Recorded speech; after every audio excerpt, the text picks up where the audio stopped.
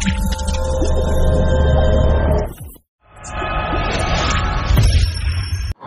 ভারতের মুসলমানেরা, এই ভারতের ইতিহাস পর্যালোচনা করে দেখেন, এই ভারতের স্বাধীনতার আন্দোলন যখন শুরু হলো, কথা আগে বলেছি আবার বলছি, এই ভারতে স্বাধীনতার আন্দোলন যখন শুরু হলো, বিভিন্ন আন্দোলন হলো, কিন্তু দেশ তো স্বাধীন হয় না।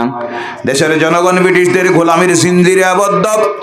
সেই সময় ভারতবর্ষের আল্লাহর ওলিরা, উলামায়ে কেরামরা যখন দেখলেন স্বাধীনতা আসতেছে না, তখন তারা যখন স্বাধীনতা আন্দোলনের জন্য ঝাঁপিয়ে পড়লেন, উলামায়ে কেরামরা, মুমিনেরা, আল্লাহর ওলিরা যখন তাদের রক্ত দেওয়া শুরু করলেন, সঙ্গে সঙ্গে তাদের রক্তের বিনিময়ে আল্লাহ ব্রিটিশদের গোলামির জিঞ্জির থেকে এই দেশটাকে স্বাধীন করে দিল। সুবহানাল্লাহ। এই দেশের স্বাধীনতা এসেছে মুসলমানদের রক্তের বিনিময়ে, আলিম ওলামাদের পীর বুজুর্গদের রক্তের বিনিময়ে। বলো সুবহানাল্লাহ। এর জন্য সবচেয়ে বেশি এই দেশের সঙ্গে মহব্বত যাদের, তারা কারা? আমরা। কারা? জোরে বলেন কারা? আমরা। কিন্তু আফসোস লাগে, দুঃখ লাগে, আজকে আমাদেরকে বলা হয় আমরা নাকি দেশদ্রোহী। নাউজুবিল্লাহ বলেন। আমাদের নাকি দেশের সঙ্গে মহব্বত নাই, দেশের প্রেম আমাদেরকে শিখাতে কেউ হবে। এই দেশের প্রেমিক আমাদের ওলামায়েরা, পীর বুজুর্গেরা রক্ত দিয়েছেন, হাজার হাজার শহীদ হয়েছেন, কিন্তু আফসোস লাগে আজ কিছু একটা স্বার্থান্বেষী মহল তাদের ব্যক্তির স্বার্থে, রাজনীতির স্বার্থে সেই ইতিহাসকে বিকৃত করে দিয়েছে। কথা ঠিক কিনা? কিন্তু জেনে রাখবেন, আজ যে মুসলমানের রক্তের বিনিময়ে এই দেশ স্বাধীন হয়েছিল, তাদের উত্তরসূরি ওলামায়ে কেরাম, পীর বুজুর্গেরা, তাদের আওলাদেরা এখনো জমিনে আছে না নাই? এদের প্রতি যদি দুর্ব্যবহার করা হয়, অন্যায় করা হয়, অবিচার করা হয়, তাদের মৌলিক অধিকার থেকে তাদেরকে যদি বঞ্চিত করা হয়, সাংবিধানিক অধিকার থেকে যদি বঞ্চিত করা হয়, জেনে রাখবেন আল্লাহর পক্ষ থেকে এই দেশে রহমত আসবে না, গজব আসবে। কি আসবে? এই দেশকে যদি বাঁচাইতে হয়, উন্নতির চূড়ান্ত শিখরে নিয়ে যদি পৌঁছাইতে হয়, জাতি, বর্ণ, ধর্ম নির্বিশেষে প্রত্যেকের সম অধিকার দিতে হবে। সাংবিধানিক সকল প্রকারের অধিকার যাকে যা দেওয়া হয়েছে তা দিতে হবে। না দিয়ে যত প্রকারের চেষ্টা করা হোক এই দেশকে উন্নতির চূড়ান্ত শিখরে বিশ্ব সেরা বানানোর জন্য, সেই মিশন কখনো সফল হবে না। আমার এই দেশের সকল রাজনৈতিক দলনেতা যারা, সকলের প্রতি আমাদের সবিনয় অনুরোধ, প্রত্যেকের প্রতি আপনারা সমান দৃষ্টি দিন, প্রত্যেকের সম অধিকার দিন, প্রত্যেকের সাংবিধানিক অধিকার দিন। তাহলে দিলে এই দেশে শান্তি আসবে, এই দেশের উন্নতি ত্বরান্বিত হবে, একদিন এই দেশ বিশ্ব সেরা ভারত হবে। আমরা সেটা চাই কি চাই না? কথা বলেন, আমরা চাই কি চাই না? আল্লাহ পাক আমাদের সকলকে সেইভাবে চলার জন্য তৌফিক দেয়। সকলে বলেন আল্লাহুম্মা আমিন।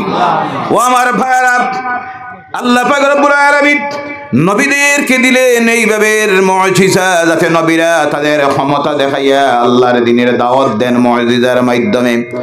অনুরূপভাবে নবীরা চলে যাওয়ার পর তাদেরকে আল্লাহ তার দ্বীনের প্রচার করার জন্য এই জমিনে দিলেন। যাদের হাত ধরে আল্লাহ দ্বীনের প্রচার এই পৃথিবীতে হয়েছে, তারা হলেন আল্লাহর ওলিরা। কারা? আল্লাহর ওলিরা। আর আল্লাহ তাদেরকে বিশেষ একটা ক্ষমতা দিয়েছিল, যেই ক্ষমতার নাম হলো কেরামত। কোনটা? কেরামত। তারা সেটা দিয়ে বুঝাইয়া দিতেন, আমরাও সাধারণ মানুষ নয়, আমরা নবীও নয়, রসুলও নয়, কিন্তু আমরা হলাম আল্লাহর মায়ার বান্দারা, আল্লাহর বন্ধু। বলো সুবহানাল্লাহ। যার প্রমাণ আজকের এই হিন্দুস্তানে ইসলামের প্রচার তরবারি জোরে হয় নাই, আল্লাহর ওলিদের হাত ধরে আল্লাহর দ্বীনের প্রচার হয়েছে, এবং যার মাধ্যমে হয়েছে তিনি হলেন সুলতানুল হিন্দ হযরতে খাজায়ে গরিব নওয়াজ রাহমাতুল্লাহ আলাইহি। বলো সুবহানাল্লাহ। বাংলার জমিনে যার হাত ধরে ইসলামের প্রচার হয়েছে তিনি হলেন হযরতে শাহজালাল ইয়ামানি রাহমাতুল্লাহি তাআলা আলাইহি ওয়া সুবহানাল্লাহ। কোন যুদ্ধ করে তারা ইসলামের প্রচার করেন নাই, তরবারি দিয়ে ইসলামের প্রচার করেন নাই। আজকে অপপ্রচার করা হয়। এই ভারতে ইসলামের যখন প্রচার হয়েছে কিছু সংখ্যক জালেম শাসকেরা ইসলাম প্রচার করতে এসে অন্য ধর্মের লক্ষ লক্ষ মানুষ মেরেছেন, হাজার হাজার মন্দির ধ্বংস করেছেন। মিথ্যা কথা এর চাইতে বড় ইন্টারন্যাশনাল মিথ্যা আর হতে পারে না। এই দেশ শাসন করলো ১৫০০ বছর মুঘল সম্রাটেরা, যারা আল্লাহর দ্বীন মেনে চলতো, কোরআন মেনে চলতো এবং সমস্ত দুইজন বাদ দিয়ে সকল মুঘল সম্রাটের ইতিহাস পড়লে গিয়ে দেখা যায় ওরা এক একটা সাধারণ মুসলমান ছিল না, সব ছিল আল্লাহর ওলি। বলে সুবহানাল্লাহ। বাদশাহ শাহজাহানের জীবনী পড়ে দেখেন, আওরঙ্গজেবের জীবনী পড়ে দেখেন, সারা রাত্রি নামাজে দাঁড়াইয়া কাটাইয়ে দিত, তাহাজ্জুদ পড়ে পড়ে রাত্রিতে কান্দে কান্দে কাটাইয়ে দিত। বলেন সুবহানাল্লাহ। এই ভারতে ইসলামের প্রচার হলো হযরত খাজায়ে গরিব নওয়াজ রাহমাতুল্লাহি তাআলা আলাইহি।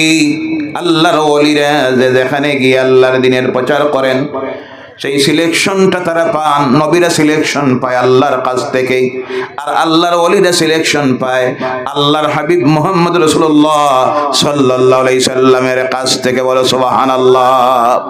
কে কোন জায়গায় গিয়ে আল্লাহর দ্বীনের দাওয়াত দিবেন সেটা মদিনার হাবিবের অফিস থেকে তাদেরকে সিলেকশন দেওয়া হতো। সুবহানাল্লাহ বলেন। হযরত খাজায়ে গরিব নওয়াজ রাহমাতুল্লাহি তাআলা আলাইহি পারস্যের মানুষ, মদিনাতুল মুনাওয়ারায় আল্লাহর হাবিবের রওজা মুবারকের কিনারায় গিয়ে বসে আছেন, ধ্যান করতেছেন। আল্লাহর হাবিব স্বপ্ন যুগে বলে দিলেন, ও খাজায়ে গরিব নওয়াজ, তুমি ওই মদিনায় বসে থাকলে হবে না, তুমি চলে যাও এমন জায়গায় যে জায়গার নাম হলো হিন্দুস্তান। আজকের ভারতবর্ষ ইন্ডিয়া। কোনটা কোনটা? ইন্ডিয়া। এখন ইন্ডিয়া রয়েছে না বদলিছে? বদলিতেছে আর বদলিতেছে। আচ্ছা যাই হোক, তুমি সেখানে যাও, সেই জায়গার মানুষগুলি গুমরাহির রাস্তায় চলে যাইতেছে। আল্লাহ বলে গিয়েছে, তাদের রব বলে গিয়েছে, তাদের নিজ তৈরি বিভিন্ন দেব দেবতার সামনে গিয়ে তারা শিরকিতে লিপ্ত হচ্ছে, কুফরিতে লিপ্ত হচ্ছে। এদের সামনে তুমি গিয়ে আল্লাহর দ্বীনের দাওয়াতটা পৌঁছাইয়া দাও। এবার রওনা করেছেন হযরত গরিব নওয়াজ মদিনাতুল মুনাওয়ারা থেকে ইরাক, ইরান হয়ে আফগানিস্তান, পাকিস্তান হয়ে তিনি এসে প্রবেশ করলেন আজকের এই ভারতবর্ষের সেই যে আজমির, সেই আজমির শহরে। আসার পর আল্লাহর দ্বীনের প্রচার আল্লাহর ওলিরা কিভাবে করেছিলেন দেখেন। আল্লাহর ওলিদের দায়িত্ব ছিল আল্লাহর দ্বীনের প্রচার করা। করতে গিয়ে বিভিন্ন সময় তারা নির্যাতনের শিকার হইতেন, তারপরে তারা জেলের মধ্যেও গিয়েছেন, অনেক সময় ফাঁসির মঞ্চে ঝুলতে হয়েছে, অনেকের জেলের ভিতরে জীবন গিয়েছে। কিন্তু আজকে আফসোস লাগে, দুঃখ লাগে, আজকের আমাদের সমাজের কিছু সংখ্যক ওলি যাদেরকে বলা হয়, তাদের চোখের সামনে অন্যায়, অবিচার, জুলুম, নির্যাতন, অত্যাচার চলতেছে, কিন্তু একবারও তাদের মুখ দিয়ে প্রতিবাদের ভাষা বারয়। স্বার্থান্বেষীরা, সুবিধাবাদীরা, স্বার্থবাদীরা, এরা আল্লাহর ওলি নয়, এরা হলো পেট পূজারি। কোনটা? আমি যদি কথা বলতে যাই জেলে যাওয়া লাগতে পারে, থানার ঢুকতে হতে পারে, মুরিদ ছুটি যাইতে পারে, কোন নেতা খারাপ পাইতে পারে, এই চিন্তায় বাবা আমি এইসব কিছুতে নাই। আমার কাম হইল মুরিদ বাবা নি দাওয়াত জিয়াফত খাওয়া, মাঝে মধ্যে ইসালু সবের মহফিল করা, আর মাঝে মধ্যে তুমি আইও খেদমত করিও, ভালো ভালো খানির মশা দিও, বছরে 2-3 বার 5-10 হাজার করে চান্দা দিও। এর নাম পিরাকি? কথা বলেন, এর নাম পিরাকি? এরাই নাকি আল্লাহর ওলি? তোমার চোখের সামনে অন্যায় বিচার চলতেছে, আর তুমি যদি তখন মুখ খোলো না, এর প্রতিবাদ করো না, তুমি সমান জালেম। কথা ঠিক কিনা? তুমি আল্লাহর ওলি হতে পারো না। হক কথা বলতে হবে, প্রয়োজনে ফাঁসির মঞ্চে ঝুলতে হবে, হক কথা বলতে হবে, অন্যায়ের প্রতিবাদ করতে হবে। হযরতে শাহজালাল, হযরতে মঈনুদ্দিন চিশতি আজমেরি রাহমাতুল্লাহি তাআলা আলাইহি আসলেন সেই জমিনে। আসার পর সেখানের ক্ষমতায় পিতৃরাজ। সাউন্ড বক্স বাজানি নিষেধ নি, হ্যাঁ দেখারে বন্ধ করে দেও না। সাউন্ড বক্স বাজতেও কার কি প্রশাসনের অনুমতি লাগে না অসুবিধা আছে? এটাও কি অসুবিধা? এখানে কি ছাত্র আছেন পড়াত? কি সমস্যা, কি সমস্যা! ধৈর্য ধরুন, ধৈর্য ধরুন, ধৈর্য ধরুন। হতে পারে তাদের কোনো অসুবিধা আছে, আমরাও ধৈর্য ধরি। বরং ধৈর্য ধরতে আমাদের হবে। ওই তো একটু আগে বললাম ধৈর্য ধরতে হবে। কি করতে হবে? ধৈর্য ধরতে হবে। আচ্ছা, যাই হোক, মাইক যদি বন্ধ হয়, এরপরে যদি সাউন্ড বক্স বন্ধ হয়, তাহলে বেশি দিন ধরে নেই যেদিন বলা হবে ওয়াজও বন্ধ। কথা ঠিক কিনা? সাউন্ডটা যাতে প্যান্ডেলের বাইরে না যায়, আমরা তো সেই চেষ্টা করতেছি। এখানে যারা আছে তারা তো কথাটা শোনার প্রয়োজন আছে। যারা বলতেছি, আমাদের তো অভ্যাস মাইকে বলা, আর সাউন্ড বক্স যদি নাই হয় তাহলে বলবো কিভাবে? একটু বাড়ান, একটু বাড়ান। প্রশাসনের লোক যদি, আমরা এখানে অনেক আছেন বসার, তারা কথা বলবেন, কমিটির কর্মকর্তারা বলবেন যে আমরা তো সারা রাত্রি মাইক তো বন্ধ হয়ে গেছে 7টায়, প্যান্ডেলের ভিতরের মানুষগুলি তো কথা শোনার প্রয়োজন আছে না নাই? জি, আল্লাহ পাক ধৈর্য ধরে বসুন। হযরতে মুঈনুদ্দিন আজমিরি চিশতি রাহমাতুল্লাহি তাআলা আলাইহি যখন আসলেন, সেখানের ক্ষমতায় পিতৃরাজ কে? জালেম শাসক। কিন্তু তিনি তার বিরুদ্ধে তরবারি ধরেন নাই, ধরেছেন আল্লাহর দেওয়া ক্ষমতা, যাকে বলা হয় কারামত। সুবহানাল্লাহ বলেন। এসে ফকির দরবেশ গাট্টি গেড়েছেন ওখানে, তার সঙ্গের সাথীরা সেখানে বসে রাত্রিতে আল্লাহর নাম জপ পড়তেছেন, তাহাজ্জুদ পড়তেছেন, নামাজ পড়তেছেন। যেমনি দেখেছে ওই জালেম পিতৃরাজ আর তার সৈন্যরা, তখন তাদের গায়ে যারা যন্ত্রণা শুরু হয়ে গেছে। পরের দিন হযরত আজমিরি রাহমাতুল্লাহি তাআলা আলাইহি যে জায়গার মধ্যে সে গাট্টি গেড়েছেন দিনের বেলায়, ওটা ছিল সেই পিতৃরাজের ঘোড়া এবং বেড়া বাঁধে রাখার জায়গা। অজুহাত বানিয়ে গিয়ে বলল, ওদেরকে বলে দাও ওখান থেকে সরে যাওয়ার জন্য, এখানে আমাদের ঘোড়া বেড়া উটগুলি বাঁধে রাখা হবে। আল্লাহর ওলি যাওয়ার সময় ওলিদের জবান দিয়ে যে কথা বাইর হয়ে যায়, সেটা আল্লাহর দরবারে কবুল হয়ে যায়। সুবহানাল্লাহ। জুটে যখন যাচ্ছেন হযরতে আজমিরি রাহমাতুল্লাহি তাআলা আলাইহি, তখন তিনি বললেন, ঠিক আছে, তোমাদের উট আর ঘোড়া ঘুমাও, ঘুমাও, ঘুমাও। কয়বার? 3 বার। কয়বার? তিনি চলে গেছেন। ওলিদের কথা আল্লাহর সৃষ্টির মাখলুক পর্যন্ত শুনে, বলো সুবহানাল্লাহ। মেঘও শুনেনি না, বাতাস শুনেনি না, অগণিত প্রমাণাদি আছে। আল্লাহর ওলিরা বিভিন্ন জায়গায়, মেঘ হয় না। মানুষ এসে বলল, পীর সাহেব আপনি আসুন, একটা দোয়া দেন। গিয়ে হাত তুলেছেন, তোরা মাত্র বসা অবস্থায় মুষলধারে বৃষ্টি শুরু হয়ে গেছে। বলে সুবহানাল্লাহ। এই বৃষ্টি দেখে দেখে দেওয়ার মালিককে, আর দেওয়া কারা? আল্লাহর ওলিরা। কথা বোঝা গেছে? দেওয়ার মালিককে আল্লাহ পাক। কিন্তু তার নেক বান্দারা, বন্ধুরা যখন তার কাছে হাত তুলে আল্লাহর জাতের শরম লেগে যায়, তাদের হাত ফিরাইয়া দেখ দেওয়ার মালিককে। ওসিলা হলেন আল্লাহর ওলিরা। কথা বোঝা গেছে? ওসিলা হলেন আল্লাহর ওলিরা। এবার যখন বিকালবেলা সকাল হয়েছে, তাদের উড়াগুলিকে তোলার জন্য যখন এসেছে, একটাও তো আর ওঠে না, কারণ ঘুমানির জন্য বলে গেছেন আল্লাহর ওলি। সুবহানাল্লাহ। চিন্তায় পড়লো কেমনি উঠানি যায়, বুঝতে অসুবিধা নাই। ওই ফকিরের কাজ হবে, সঙ্গে সঙ্গে ফকিরের কাছে যাওয়া হয়, দরবেশের কাছে যাওয়া হয়। হযরত খাজা আজমিরি রাহমাতুল্লাহি তাআলা আলাইহির কাছে তিনি বললেন, আমি যাওয়ার প্রয়োজন নাই, ওদেরকে গিয়ে বলিও খাজায়ে গরিব নওয়াজ বলেছে উঠার জন্য। সুবহানাল্লাহ নাই? যেমনি গিয়ে বলা হয়েছে সব উঠে গেছে। বলে সুবহানাল্লাহ। এর নাম হলো কারামত। এর নাম কারামত। নবীরা যেটা দেখান সেটার নাম হলো কারামত। ওলিরা যেটা নবীরা দেখান মুজিজা, ওলিরা যেটা দেখায় সেটা হলো কারামত।